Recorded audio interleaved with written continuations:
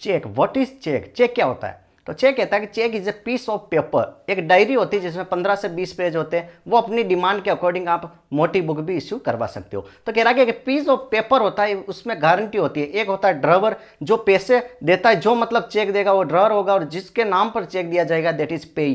ठीक है, तो ड्रावर पेई को एक चेक दे देता है, तो उस चेक पर एक पीस ऑफ पेपर होता है, उस पर साइन करके सारी डिटेल भर देता है, और वो बैंक में पेई जब सबमिट करेगा तो बैंक इज लायबल टू पे पेमेंट, बैंक उसको पेमेंट करेगा, बैंक उसको पैसे देगा। दैट इज सिंपल फंडा ऑफ चेक। अब चेक 4 से 5, वैसे तो 5 से 7 इसके टाइप के चेक है, लेकिन 4 से 5 मोस्ट इंपॉर्टेंट चेक है, उनको हम थोड़ा सा डिटेल में डिस्कस करेंगे। तो चेक को फिर से एक अच्छे से क्लियर कर लेता हूं कि ये मान लो ये देवीलाल है, ये है एक पर्सन है, इसका नाम है देवीलाल, और ये एक पर्सन है, इसका नाम है दैट इज मांगीलाल। क्या नाम है इसका? मांगीलाल, और ये है देवीलाल, और बीच में है हमारा बैंक। मांगीलाल ने डिमांड की 50,000 रुपए की। 50,000 रुपए ये देवीलाल से मांगता है। देवीलाल ने कहा ठीक है भैया मैं चेक दे देता हूँ 50,000 का। मैं क्या करता हूँ, एक स्लिप ऑफ पेपर है, इस पर साइन करके, यहाँ पर ये साइन करके मैं तुम्हें तुम्हारे नाम से चेक दे देता हूँ। मांगीलाल ने कहा ठीक है दे दीजिए। तो अब इसने एक पीस ऑफ पेपर इसने साइन करके दे दिया मांगीलाल को, इसने साइन करके दे दिया इसको मांगीलाल को कि ये लो भैया तुम्हारा चेक आ गया। अब चेक को लेकर मांगीलाल कहाँ जाएगा? बैंक के पास। कहाँ जाएगा? बैंक के पास। बैंक को जाके कहेगा मुझे पैसे दे दो, मुझे पैसे दे दो। तो बैंक को जाके ये क्या देगा, ये पीस ऑफ पेपर है, यहाँ पर सबमिट करेगा, और बैंक वेरीफाई करने के बाद इसके अकाउंट में पैसे डाल देगा या फिर इसको कैश दे देगा। अब 2 तरीके से ये पेमेंट किया जाता है, इसको हम डिटेल में थोड़ा सा डिटेल में डिस्कस करेंगे। तो जो देवीलाल पेमेंट कर रहा है, ये क्या करेगा? साइन ड्रॉ करेगा ना, ड्रॉ करेगा कुछ न कुछ इस पे, इसलिए इसको बोलते हैं ड्रॉअर। क्या बोलते? जिसके अकाउंट से पैसा निकलता है, जो चेक जारी करता है दैट इज ड्रॉअर, और जिसके अकाउंट में पैसा जाता है, जो चेक की डिमांड करता है, जिसको चेक दिया जाता है दैट इज पेई, दैट इज पेई। अब मान लो 50,000 रुपए का इसने चेक दे दिया।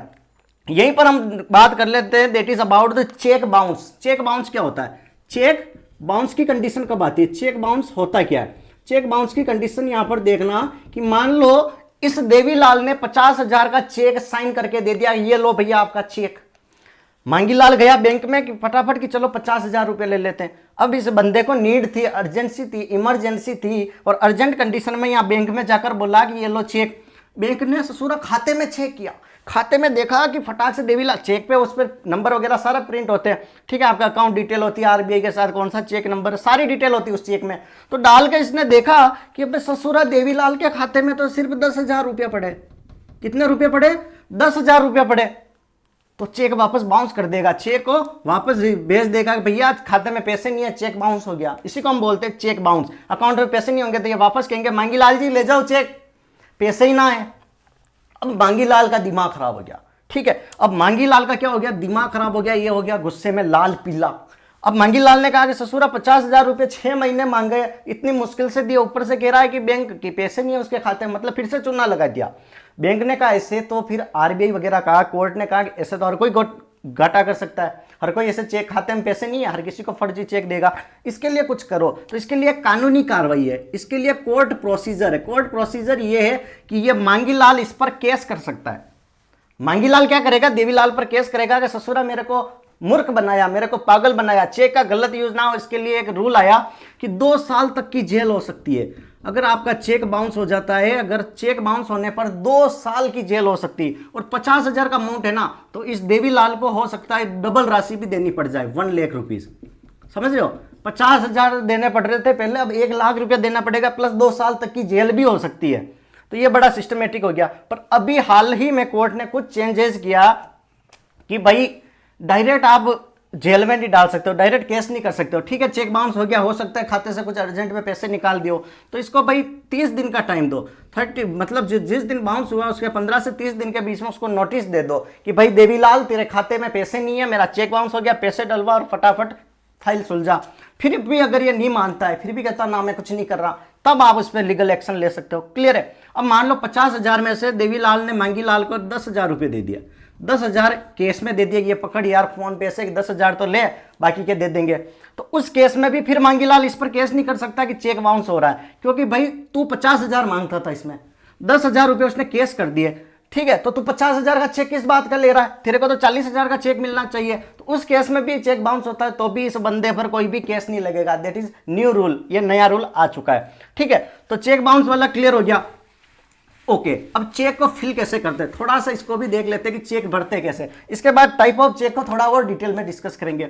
चेक पे कुछ नहीं होता है, ये देखो इस तरीके का होता है, दिस टाइप ऑफ रेक्टेंगल का एक तरीके से पेपर होता है, क्लियर है, रेक्टेंगुलर इस तरीके का पेपर होता है, और यहाँ पर 2 3 4 5 6 7 8 9 यहाँ कुछ नंबर लिखे होते हैं, ठीक है।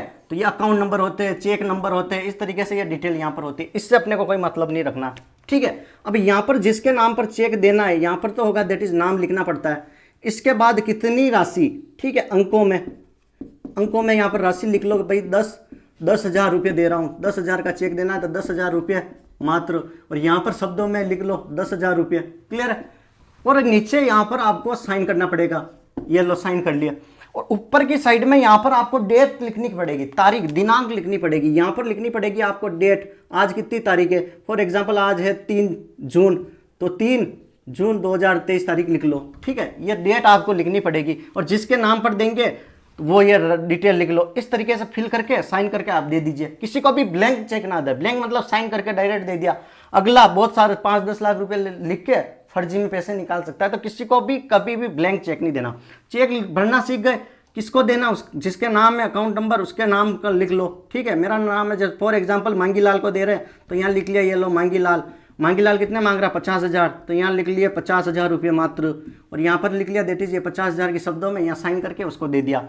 अब होता है क्रॉस चेक, क्या होता है, एक टर्म आती है क्रॉस चेक। अब मान लो ये बियरर चेक है, बियरर चेक में तो मैंने क्या किया, नाम लिख के इसको साइन करके ये डिटेल भर के चेक दे दिया। अब मांगीलाल अपने बेटे रामलाल को भेजेगा कि जा चेक से पैसे निकलवा के ला, तो भी है ना बैंक वो चेक लेके उसको पैसे दे देगा, समझ रहे हो, कैश में भी दे देगा, अगर वो चाहिए कि मेरे अकाउंट में चाहिए तो अकाउंट में भी दे देगा, क्लियर है, that is bearer cheque. Second आता है that is cross cheque. Cross cheque में क्या होगा कि आप चाहते हो कि सिर्फ मांगीलाल को ही पैसे मिले, तो क्रॉस चेक में कुछ नहीं करना, ऊपर लेफ्ट साइड में 2 लाइन खींच दो, 2 ऐसे क्रॉस लाइन खींच दो ऊपर की साइड में, तो 2 क्रॉस लाइन करने पर क्या होगा कि ये अकाउंट से पैसे सिर्फ मांगीलाल ही निकाल सकता है, ठीक है, कोई और किसी को पैसा नहीं मिलेगा, और मांगीलाल को भी कैश में नहीं मिलेगा। इस कंडीशन में मांगीलाल के भी अकाउंट में पैसा जाएगा, that is in cross check, clear है। Okay, thank you so much. Channel पर नए हो तो लाइक शेयर सब्सक्राइब जरूर करें।